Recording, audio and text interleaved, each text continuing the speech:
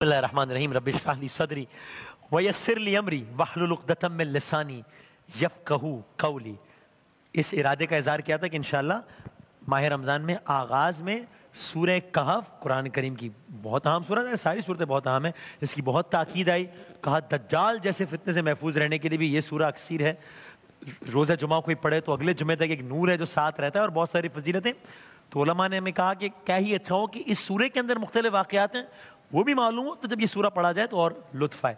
تو سورہ کہف میں پہلے اصحاب کہف کی پوری داستان, پھر دوسرا موسیٰ اور خضر علیہ السلام کی داستان. آج انشاءاللہ یہ داستان اپنے اختتام کو پہنچے گی انشاءاللہ, پھر کل ایک نئی داستان کا آغاز ہوگا.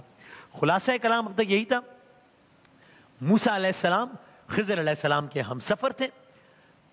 طے یہ ہوا تھا کہ دوران سفر موسیٰ علیہ السلام سوالات نہیں کریں گے, بے شک کچھ بھی دیکھیں. موسیٰ علیہ السلام نے 3 سچویشنز دیکھی, سوالات کیے, خضر علیہ السلام نے ریمائنڈ کرایا کہ سوالات نہ کرنے کی بات طے ہوئی تھی, ظاہر ہے سب کچھ بحکم خدا ہو رہا تھا. اور جب تیسری سچویشن دیکھی اور جب سوال کیا موسیٰ علیہ السلام نے, تو اب کی بار خضر علیہ السلام نے کہا کہ بس اب مزید یہ سفر آگے نہیں بڑھ سکتا. کل ہم نے یہاں روکا تھا کہ سفر آگے بڑھا یا نہیں بڑھا. جب خضر علیہ السلام نے یہ کہا تو موسیٰ علیہ السلام نے جواب میں کیا کہا, یہاں ہم نے ختم کیا تھا, اب آگے بڑھتے ہیں. قصہ مختصر تو یہ ہے کہ یہ سفر اب اس کے بعد آگے نہیں بڑھا, سفر تو ختم ہو گیا. اس تیسرے واقعے کے بعد سفر ختم ہو گیا موسیٰ اور خضر علیہ السلام کے درمیان. اب جب یہ سفر اپنے اختتام کو پہنچ گیا تو موسیٰ علیہ السلام کو وہ تینوں سچویشنز یاد آئیں کہ جب انہوں نے سوالات کیے تھے. آپ بھی ریوائز کر لیں کہ پہلا ایک کشتی میں جا رہے تھے, بالکل نئی کشتی تھی, اس کشتی میں سوار تھے اور اس کشتی کو عیبدار بنا دیا گیا تھا, سوراخ کر دیا تھا اس کشتی میں. دوسرا اس سے زیادہ سنگین شدت کا واقعہ تھا جب ایک بچے کو قتل کر دیا گیا تھا. اور تیسرا واقعہ بڑا عجیب تھا کہ ایک ایسی بستی والوں کی دیوار بنائی تھی جو بستی والے بالکل کوپریٹو نہیں تھے, معلوم ہی نہیں تھا دیوار کس کی ہے, دیوار گر رہی تھی, بنا دی. اب جب سفر کا اختتام ہو گیا اور علیحدگی کا فیصلہ ہو گیا تو اب یہ کہا کہ اب مجھ میں اور آپ میں جدائی ہے. خضر علیہ السلام نے کہا تو ہاں یہ ٹھیک ہے کہ اب میں آپ کو بتاتا ہوں کہ یہ جو تینوں کام میں نے کیے بحکم خدا, ان کی وجوہات کیا کیا تھیں. اچھا اب ظاہر ہے اس میں یہ کہنے کی بھی ضرورت نہیں پھر بھی کہ ظاہر سی بات ہے یہ حضرت خضر علیہ السلام کا اختیار تھا, تو یہ کوئی دلیل کسی میرے جیسے گناہگار کے لیے نہیں ہے کہ اچھا کبھی یہ دیکھو تو یہ کر دو اور یہ دیکھو تو یہ کر دو. یہ ظاہر سی بات ہے, تو یہ اس کے لیے خضر ہونا ضروری ہے, خضر علیہ السلام کو ہونا ضروری ہے. تو یہ کوئی وہ نہیں ہے, یہ ایک لیکن ایک داستان ہے جو قرآن میں, اس لیے اس کا جاننا ضروری ہے, لیکن یہ وضاحت بھی بہت ضروری ہے. اب سنیے کہ کیا کیا وجوہات تھی. پہلی سچویشن, کشتی میں جا رہے ہیں, آرام سے سفر طے ہو رہا ہے, کشتی کو میں سوراخ کر دیا, مسافروں کی جان خطرے میں چلی گئی, بہرحال جان بچ گئی لیکن کشتی عیبدار ہو گئی. وجہ کیوں کیا؟ خضر علیہ السلام کہتے ہیں کہ دیکھیے وہ جو کشتی تھی وہ بہت مسکین اور غریب لوگوں کی تھی, وہ لوگ زیادہ افورڈ نہیں کر سکتے تھے, بڑی مشکل سے ایک کشتی انہوں نے لی تھی. یہ لوگ وہ تھے جو دریا میں محنت کر کے گزارا کرتے تھے اور اپنا گزر بسر کرتے, تو انہوں نے ایک کشتی لی تھی, بالکل نہیں. ایک بڑا ایسٹ تھا ان کا. جس سمت کے جا رہے تھے دوسری سمت ایک بادشاہ تھا, بادشاہ بہت ظالم تھا. بادشاہ کا ایک روٹین تھا, کیا تھا, وہ ہر نئی کشتی کو چھین لیتا تھا, ہر نئی کشتی کو چھین لیتا تھا. اب جب میں نے دوران سفر اس کشتی میں سوراخ کیا تو پہلے تو وہ چیز سب کو بہت عجیب لگی, پھر تو وہ چیز سب کو بہت ناگوار گزری, بالآخر جان بچ گئی. لیکن سب نے کہا کہ چلو جان بچ گئی مگر کشتی تو عیبدار ہو گئی. لیکن اس سے ایک فائدہ یہ ہوا, اس سے بڑا فائدہ یہ ہوا کہ اب جب وہ کشتی کنارے پہنچی ہے تو اب بادشاہ نے اس کشتی کو اس وجہ سے نہیں ہتھیایا کہ ارے یہ تو عیبدار کشتی ہے, اس کو ہتھیا کے کیا کرنا ہے, ہاں یہ تو عیبدار کشتی ہے. تو بظاہر وہ چیز عجیب لگ رہی تھی, اصل میں اس کی یہ مصلحت تھی. تو اب یہ بھی میرے لیے ایک لیسن ہے کہ بظاہر ہم بہت ساری چیزیں دیکھتے ہیں اور ہمیں علماء کہتے ہیں کہ دیکھیں اللہ کی کوئی مصلحت ہوگی, تو کبھی کبھی دل کہتا ہے کہ اب اس میں کیا مصلحت ہو سکتی ہے, بھائی نئی کشتی ہے اس میں سوراخ ہو گیا, تو ہوتا ہے میرے سے کوئی گناہگار ہوتے ہیں کہ اس میں کیا ہو سکتی ہے مصلحت.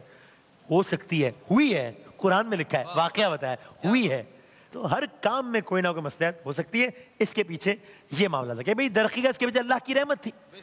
اس چھوٹے نقصان, ہم یہ بھی اکثر سنتے ہیں علماء سے, دیکھیے کیا پتہ ہے اس چھوٹے نقصان کی وجہ سے اللہ نے کسی بڑے نقصان سے بچا لیا ہو. تو ہم پھر سوچتے ہیں کہ اب دل کے بہلانے کو پتہ نہیں شاید کہہ رہے ہیں یہ کیسے ہو سکتا ہے. نہیں, یہ ہوا ہے, قرآن میں لکھا ہے, اس چھوٹے نقصان سے بڑا نقصان اوائڈ ہوا. دوسرا معاملہ بڑا سنگین تھا, اس کی وجہ سنیے. یہاں ایک معصوم کی جان لینے کا معاملہ تھا.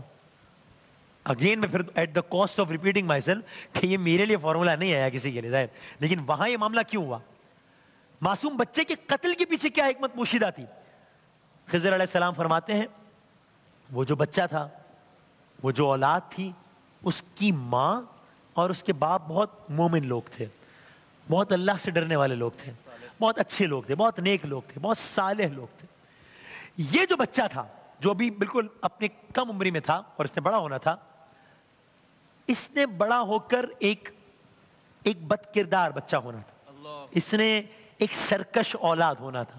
یہاں تک کہ اس کی سرکشی اس عالم تک جا سکتی تھی کہ ممکن تھا کہ وہ والدین کو کفر میں پھنسا دیتا. اس حد تک اس کی سرکشی ہو سکتی تھی.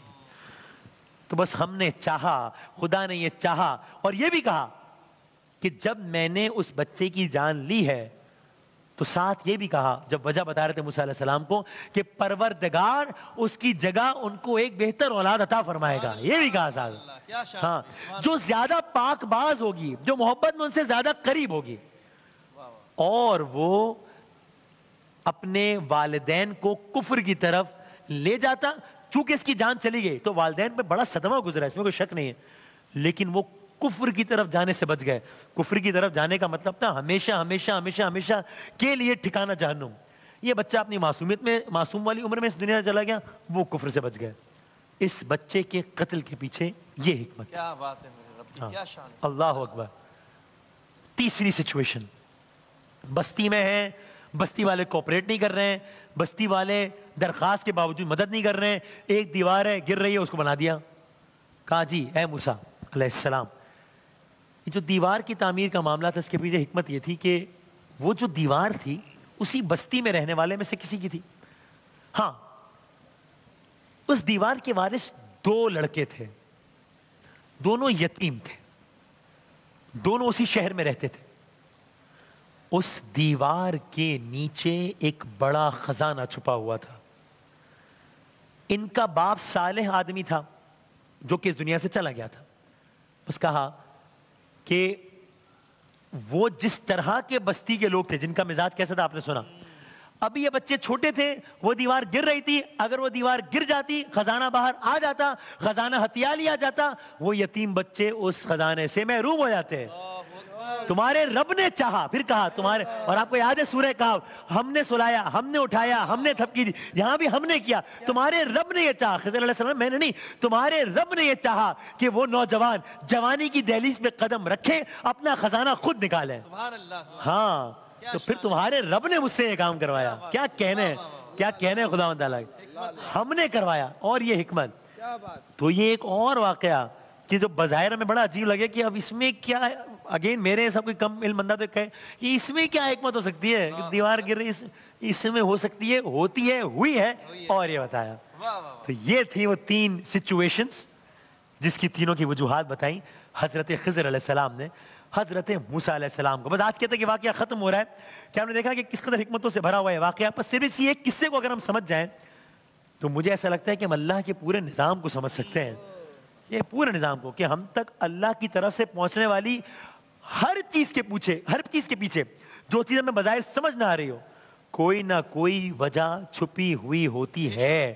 اس لیے کہ وہ رحمان ہے, وہ رحیم ہے, وہ ماؤں سے بڑھ کر محبت کرتا ہے بھائی. ہاں, اور بس جاتے جاتے اس کی ایک سائنسی توجیہ بھی ہے جو کہ ذرا مطلب کہ یعنی کہ ہم انسان مختلف ڈائمنشنز میں رہتے ہیں, 1 ڈائمنشن 2 ڈائمنشن, یہ الگ الگ. تو اس میں ٹیکنیکل اسپیکنگ خضر علیہ السلام نے یہ کیا کہ انہوں نے مستقبل کی ٹائم لائن میں ان کو جانے کا اختیار ملا اللہ تعالیٰ کی طرف سے، مستقبل کی ٹائم لائن میں، اور ان کو یہ اختیار بھی ملا کہ وہ مستقبل کی ٹائم لائن میں جا کے تبدیلی کر دیں. خضر علیہ السلام کو اللہ نے اختیار دیا. ہاں یہ اختیار دیا اللہ تعالیٰ نے سائنٹیفکلی اسپیکنگ. اگر وہ ایک کام نہ کرتے تو مستقبل میں کشتی چھن جاتی، وہ ایک کام نہ کرتے بچہ بڑا ہو کر زمین میں فساد کرتا، وہ ایک کام نہ کرتے یتیموں کے خزانے میں کوئی اور قبضہ کرتا. سائنسی لحاظ سے یعنی کسی صفحے پر اگر تصویر بنی ہوتی ہے وہ 2 ڈائمنشنز ہوتی ہے، یعنی لمبائی چوڑائی. اچھا اب 3 ڈائمنشن چیزیں بھی ہوتی ہیں، ہم 3D فلمیں وغیرہ دیکھتے ہیں، اس میں 3 ڈائمنشن ہوتی ہیں. اسی طرح کائنات 4 ڈائمنشن بھی ہے جس میں لمبائی چوڑائی اونچائی. 4th ڈائمنشن ہے ٹائم، وقت. ہاں یعنی یہ بھی ہوتا ہے کہ جنات اور فرشتے وہ اس دنیا میں موجود ہیں، ان کا ہونا ثابت ہے قرآن میں ہے، لیکن وہ کسی اور ڈائمنشن میں ہوتے ہیں، ہمیں نظر نہیں آ رہے ہوتے.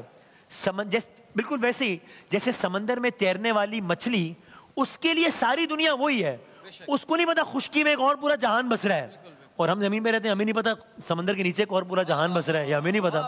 ہاں تو جیسے سمندر میں تیرنے والی مچھلی خشکی پر رہنے والے لوگوں کو دیکھ نہیں سکتی، ہم جنات اور فرشتوں کو دیکھ نہیں سکتے، لیکن یہ بھی ڈائمنشن ہیں. 6ٹھی ڈائمنشن ہے، 7ویں ڈائمنشن ہے. تو بس اللہ تعالیٰ نے ان کو اختیار دیا کہ نہ صرف ماضی، حال، مستقبل، وقت بھی ایک ڈائمنشن ہے دیکھ سکتے تھے، بلکہ اس میں جا کے تبدیلی کرنے کا بھی اللہ تعالیٰ نے ان کو اختیار دیا. سائنسی لحاظ سے اس کی ایک یہ توجہ بھی بنتی ہے. تو بس آج ہم نے الحمدللہ سورہ کہف کا ایک اور واقعہ یہ مکمل کیا. واپس جائیے 1 رمضان المبارک. کفار مکہ ہیں، مدینے کے یہودی ہیں، یہودیوں سے آئیڈیا لے کر آئے ہیں، 3 سوالات کیے ہیں. پہلا سوال تھا اصحاب کہف کون ہے، آپ نے سن لیا. پھر سورہ کہف کا ایک اور واقعہ سن لیا. تیسرا سوال ذوالقرنین کون ہے، یہ سوال کیا ہے مشرکین نے میرے آقا سے. میرے آقا کیا جواب دیتے ہیں کل عرض کریں گے انشاءاللہ.